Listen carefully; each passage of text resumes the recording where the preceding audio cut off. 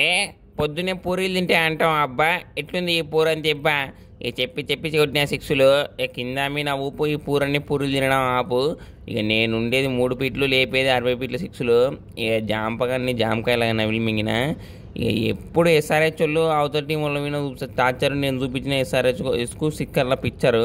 ఇక మా తాత ఒకటే చెప్తుండే, ఇక పొట్టుని పొడుగోడు కొడితే పొడుగోని పోచమ్మ కొట్టిందంట. ఇక అన్ని టీంలను ఎస్ఆర్హెచ్ వాళ్ళు భయపెడితే నేను ఎస్ఆర్హెచ్ వాళ్ళని భయపెట్టినా. ఇక నెక్స్ట్ వచ్చేది ఉగాది పండుగ కొత్త సంవత్సరం. ఇక చిలకమ్మతో నా కార్డు తీపించిన. ఇక తీపించినాక చిలకమ్మ ఇట్లా లక్నో గెలుస్తా అన్నది. ఇక గెలిచింది. ఇక మొత్తానికి హైదరాబాద్లో బోని కొట్టినాము. ఇక మా ఓనర్ అయితే నైట్కు ఫుల్ గుద్ది అనుకుంటాడు. ఇంకా అంత ఖుషి అయిపోయాడు.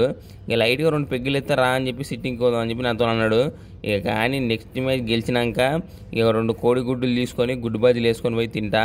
ఇంకా మా ఓనర్ అంతా కూర్చొని సెట్టింగ్ అయిపోతా. ఇంకా నెక్స్ట్ సారి కెప్టెన్ నేనే తీసుకుంటా. చూసిరా ఎట్లా ఆడుతున్నాను సంపూర్ణ వీడు 6లో పోలరు. ఇక నా గురించి తెలిసిందే కదా పూరాన్ నికిపి చూసుకోమల్లా.